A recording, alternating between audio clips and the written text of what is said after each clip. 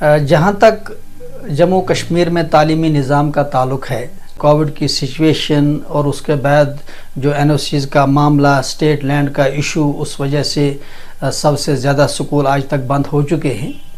इसमें कोई शक नहीं कि तालीमी निज़ाम में बहुत हद तक कमज़ोरी आ चुकी है और ये भी हकीकत है कि सरकार भी अपनी सतह पे काफ़ी कोशिश कर रही है कि ये तालीमी निज़ाम जो है इसमें बेहतरी आए। ख़ासकर जो हमारे इस वक्त principal secretary education Shri Alok Kumar ji हैं, इससे पहले भी वही प्रिंसिपल सेक्रेटरी थे, अब दोबारा उनको ये एडिशनल चार्ज है। उनकी हमेशा कोशिश रही है कि पॉलिसीज़ जितनी भी हों वो चाइल्ड सेंट्रिक हों और ये भी हकीकत है कि बहुत फास्ट डिस्पोजल उनका है। कोई फाइल उनके टेबल पे नहीं रुकती है, बड़े फास्ट डिसीजन लेते हैं, बात जो करते हैं सीधी करते हैं, साफ कहते हैं और धोखे में नहीं रखते हैं। लेकिन जहाँ तक पूरे तालीमी निज़ाम के सिनेरियो की बात करें तो ये गवर्नमेंट ऑफ इंडिया की पॉलिसी से जुड़ा हुआ जो मामला है। एक्ट्स में अमेंडमेंट हुई है, सीधी सी बात है, हमारे जो अफसर साहिबान हैं वो चाहे कितनी भी कोशिश करें लेकिन वो एक्ट के खिलाफ तो नहीं जा सकते।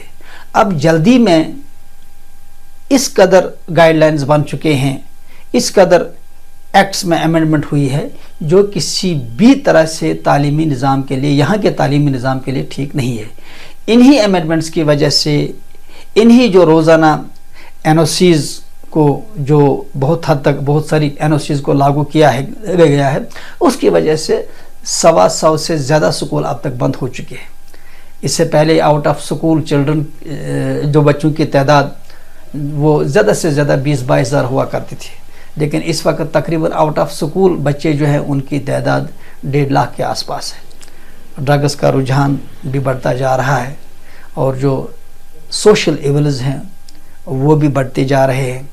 जो बच्चों में तालीम के ताल्लुक़ से जो उन पर तवज्जो देनी चाहिए वो स्कूल नहीं दे पा रहे हैं, क्योंकि स्कूल एनओसीज़ के ताल्लुक़ से या जो अमेंडमेंट्स आई हैं उनके तहत जो गाइडलाइन बनी हैं उनको पूरा करने के लिए एक से दूसरे, फिर दूसरे से तीसरे, तीसरे से चौथे दफ्तरों के चक्कर काटते रहते हैं। और बड़ी बदनसीबी ये भी है कि एजुकेशन एक ऐसा मामला है कि जो फ्री फॉर ऑल हो चुका है। लातादाद डिपार्टमेंट स्कूलों में मुदाखलत करते हैं। उसके बाद हम देखें कि फ़ी फिक्सेशन कमेटी का मामला है कि स्कूलों को फ़ीस के ताल्लुक़ से भी फ़ाइलें जमा करना, फिर महीने और साल हर साल उसमें लगते हैं। उसके बाद लेबर डिपार्टमेंट, इसके बाद एम्प्लॉइज़ प्रोविडेंट फंड डिपार्टमेंट, उसके बाद civil code, criminal code, human rights, child rights, governors साहब की ग्रीवेंस सेल, गरज बहुत सारे डिपार्टमेंट्स, डिप्टी कमिश्नर्स, पुलिस, हर एक स्कूल के मामले में इस वक्त मुदाखलत कर रहा है, जिस वजह से जो तालीमी निज़ाम में एक स्पेस होनी चाहिए वो ख़त्म हो चुकी है। ये स्पेस ख़त्म होने की वजह से हम देख रहे हैं कि इस वक्त तालीमी निज़ाम आगे बढ़ने के बजाय अगर हम देखें पीछे ही जा रहा है। हाँ, इसमें कोई शक नहीं कि सरकार कोशिश कर रही है, खासकर एजुकेशन डिपार्टमेंट को जो है हम उसको दादी तहसीन देते हैं। हम सरकारी एजुकेशन डिपार्टमेंट की कोशिशों को वेलकम करते हैं कि उनकी कोशिशें ऑन फील्ड बहुत हैं, वो कोशिश कर रहे हैं कि तालीमी निज़ाम किसी तरह से ट्रैक पर रहे। लेकिन देखिए जो एक्ट्स बने हैं, जो आज तक अमेंडमेंट्स लाई हैं, उनकी वजह से तालीमी निज़ाम को ट्रैक पर रखने में काफ़ी दिक्कतें हो रही हैं।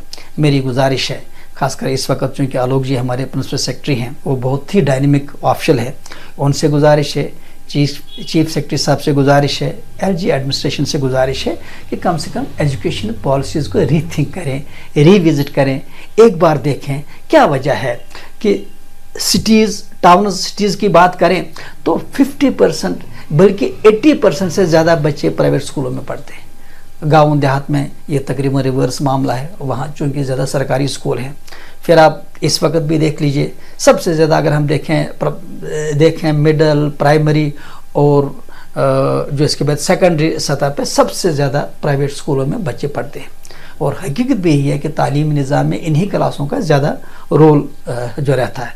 लेकिन अफसोस की बात यह है कि एक्ट्स में मेंशन के बावजूद भी, गवर्नमेंट की गाइडलाइंस के बावजूद भी स्टेक होल्डर्स को ऑन बोर्ड सरकार नहीं लेती है। गाइडलाइंस हैं, कागज़ों में लिखा हुआ है कि प्राइवेट सेक्टर के रिप्रेजेंटेटिव्स हों, کمیٹیز میں وہ لوگ ہوں، چاہے فی فکسیشن کمیٹی ہو یا کوئی کمیٹی ہو، اس میں پرائیویٹ اسکولوں کے نمائندے ہوں، ایسوسیشن کے نمائندے ہوں، لیکن اس پہ عملاً سرکار عمل نہیں کر پا رہی ہے۔ میں بار بار کہتا ہوں کہ یہ افسوس ہے کہ المیہ ہے کہ جب ایک بچہ سرکاری اسکول میں جاتا ہے تو پورا سسٹم اس کو سپورٹ کے لیے کھڑا ہوتا ہے، لیکن یہی غریب بچہ اگر پرائیویٹ اسکول میں جاتا ہے تو پورا سسٹم ہوسٹائل ہو جاتا ہے۔ ان پالیسیز کو ریوزٹ کرنے کی ضرورت ہے۔